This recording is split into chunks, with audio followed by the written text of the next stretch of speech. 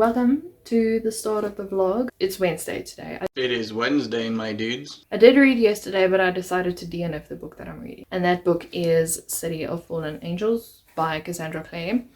I did read this book back in like 2021 or somewhere, and I despised this book. I gave it a 2-star just to be nice, but like my 2-star wasn't going to affect the whole rating of the book.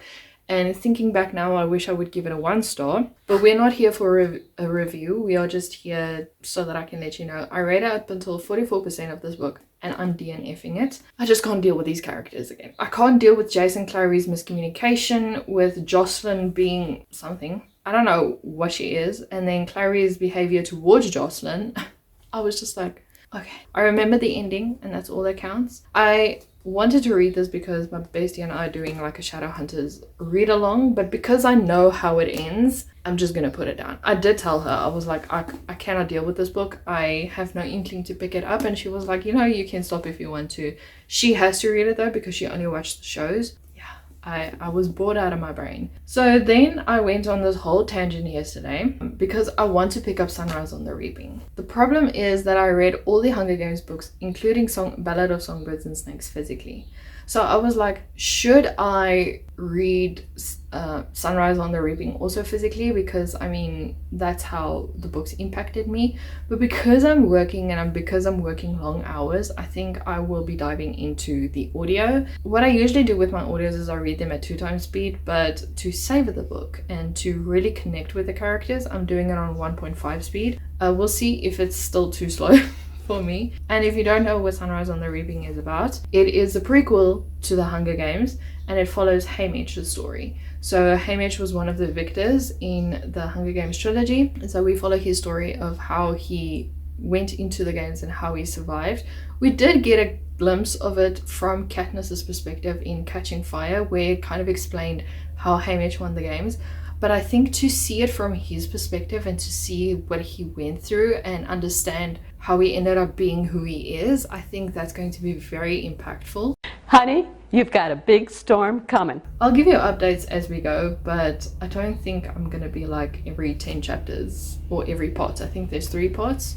It's divided into part 1, part 2, part 3. Maybe I'll give you updates after every part. But for now, I'm just going to enjoy the book. Part 1. The Birthday. Chapter 1. Happy birthday, Haymitch! The upside of being born on Reaping Day is that you can sleep late on your birthday.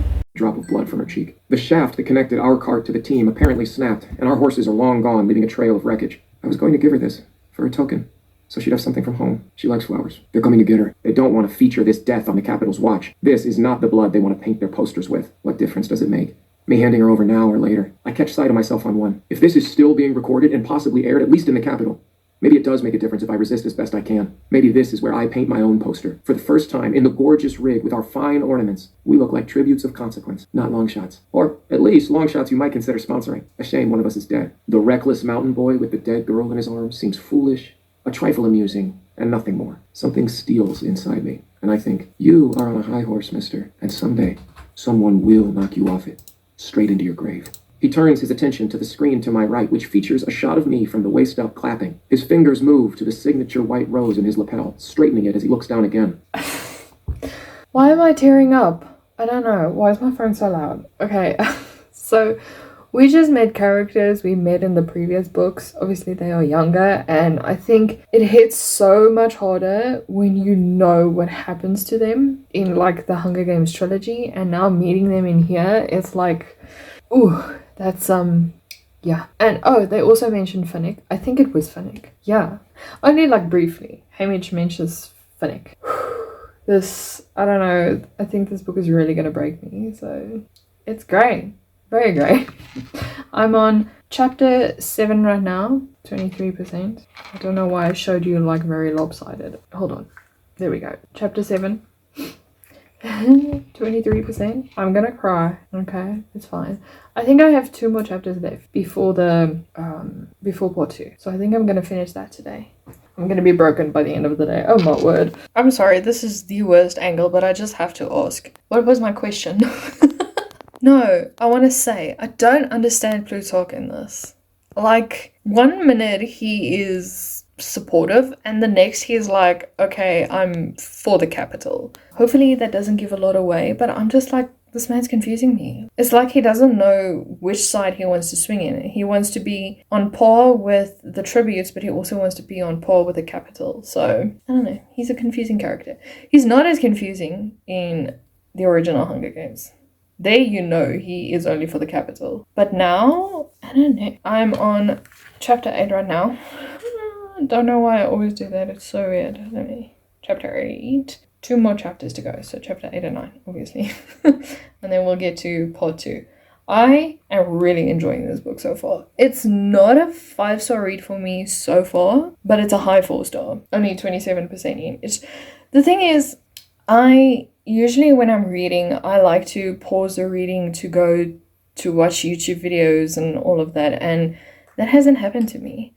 Like, the only time I watched a YouTube video right now was when I ate. And then I was like, no, wait, I gotta get back to Sunrise on the Reaping. And then I just paused the video in the middle of the video, yeah. And then I just continued with Sunrise on the Reaping. So at least the book is intriguing me. I forget how evil Snow is. I don't remember everything from The Ballad of Songbirds and Snakes because, you know, it wasn't my favorite book of it.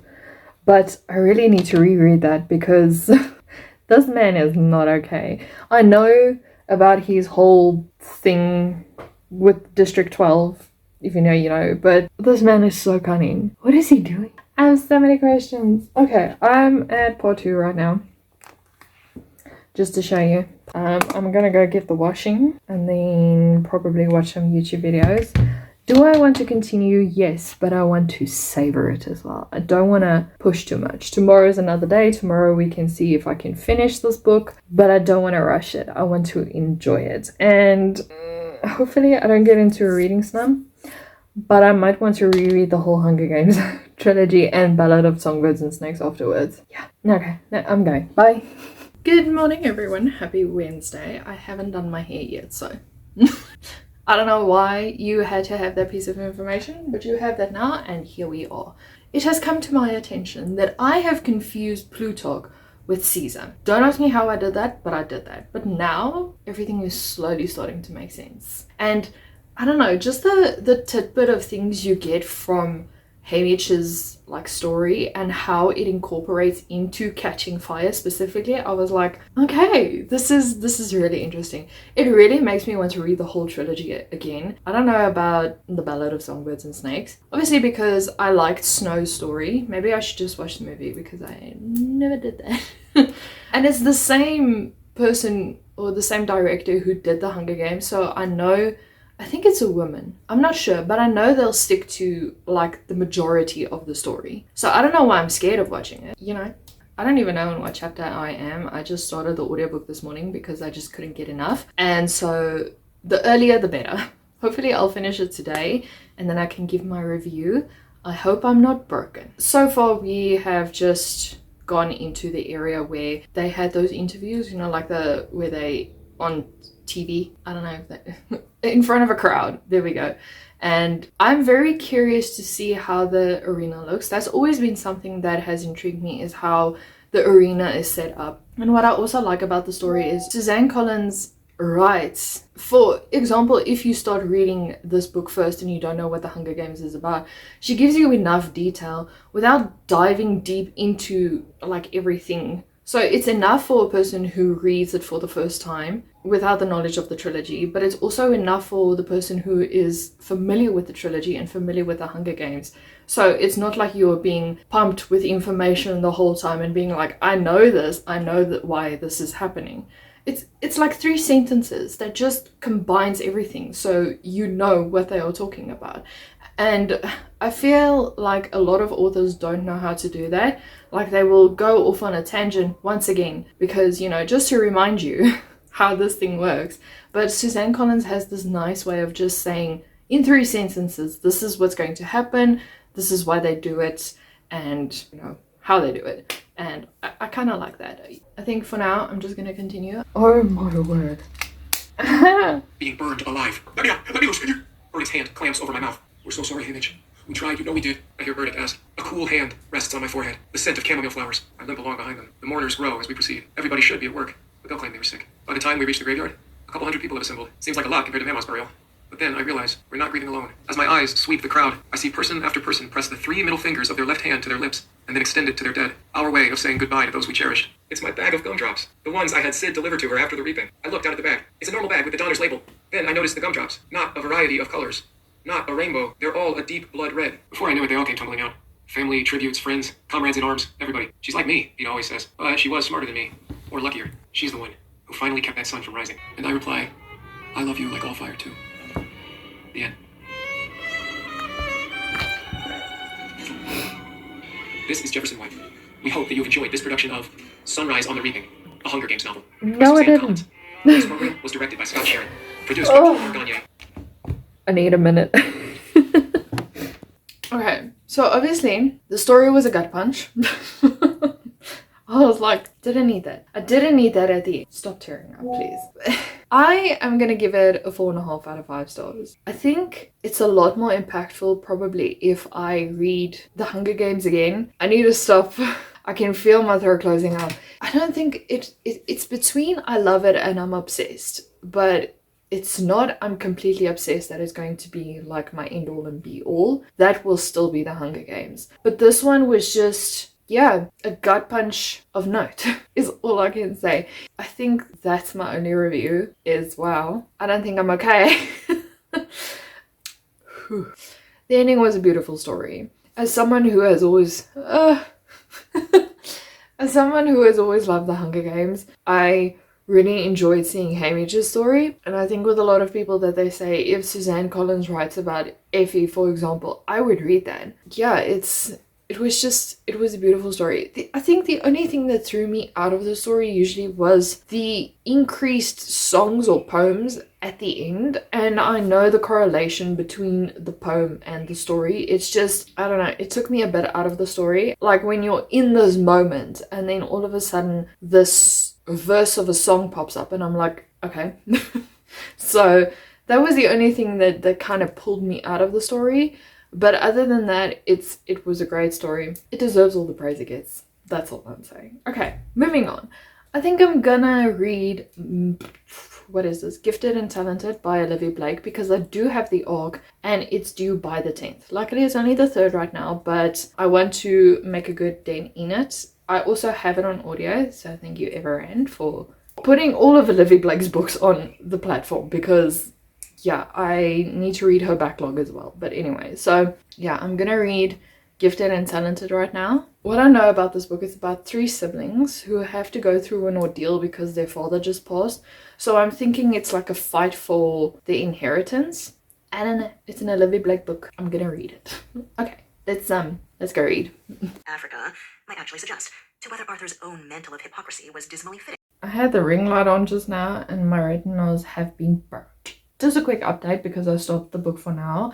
I think I'm on chapter 3 or chapter 4 of Gifted and Talented. So far is reading like a real Olivie Blake book. Like she's setting up the characters very nicely, but at the same time I'm like, I don't know where we're going with this. Obviously I think I'm like 2% in or 3% in the book, so I can't say much, but I just thought I'd let you know. Tomorrow I'll dive deeper into the book, but for now I don't know.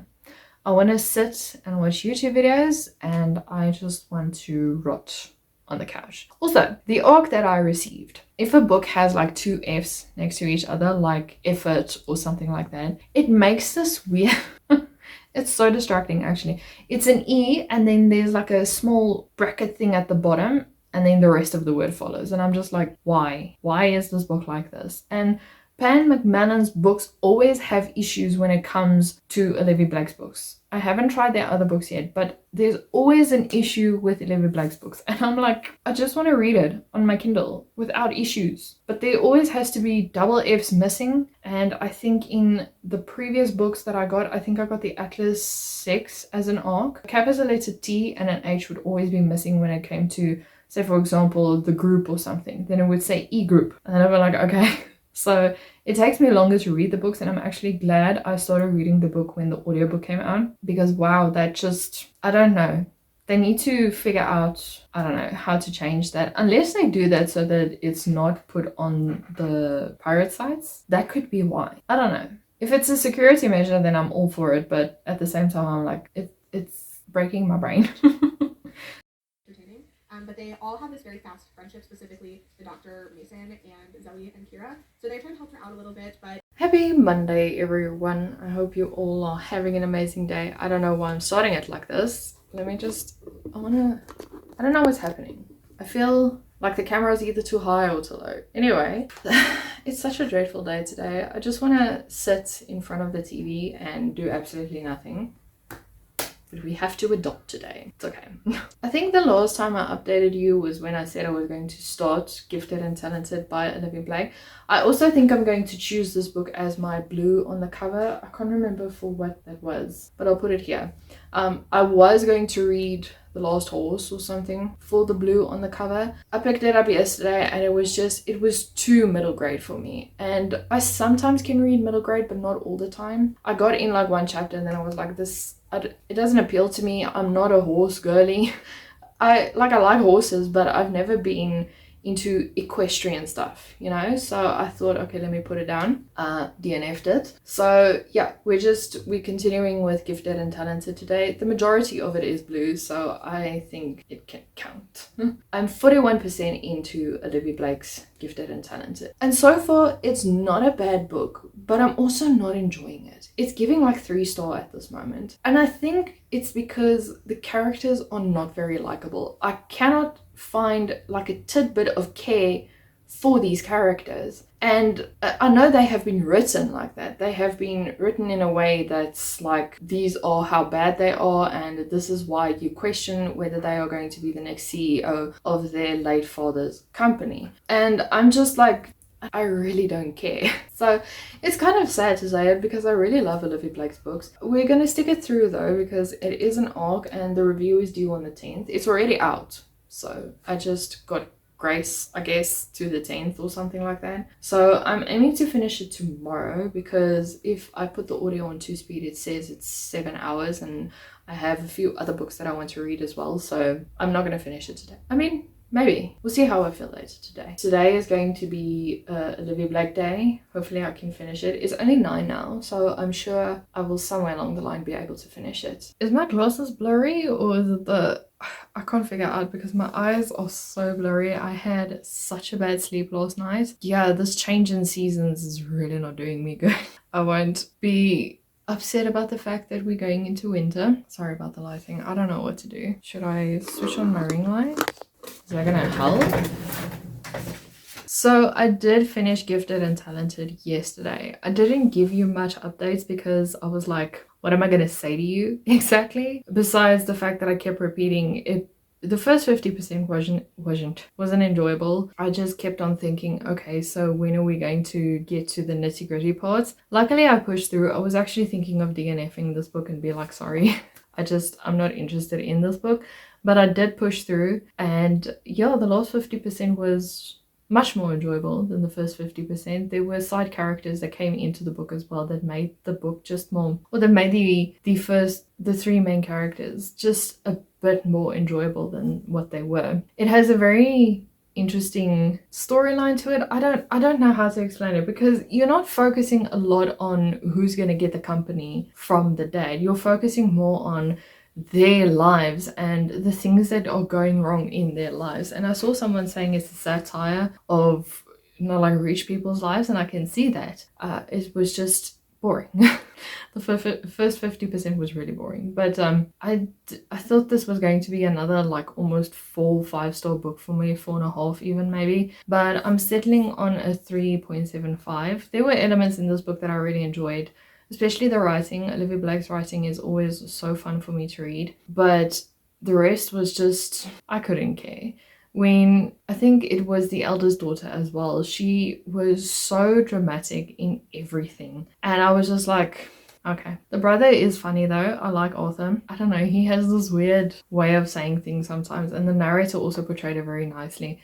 The way he says some things, just made him sound so goofy. So yeah, I didn't exactly feel anything for the youngest daughter either. I was just like, okay, she was a ballet dancer, now she's not anymore because of an accident. So yeah, 3.75 before we leave. So I completed two subjects. I completed animal studies, which was steal a book from another TBR, and that was Sunrise on the Reaping, obviously, because I read that book. It feels so long ago that I read that book. And then astronomy, which is a color wheel that I landed on blue. So next week I think I'm gonna focus on a few others. I have 1, 2, 3, 4, 5, 6 books left. So yeah, that's not so bad. I'm also, I think I mentioned this, I'm also busy with City of Lost Souls, but that's also just on the back burner. I'm not doing a complete vlog about that. Just know that we are almost done with that book. So not a fun book. I wish I could DNF that one. I want to DNF this whole series, but here we are. Anyway, I hope this video was enjoyable. Hopefully next week's one is a bit better. And I'll see you in a video next time.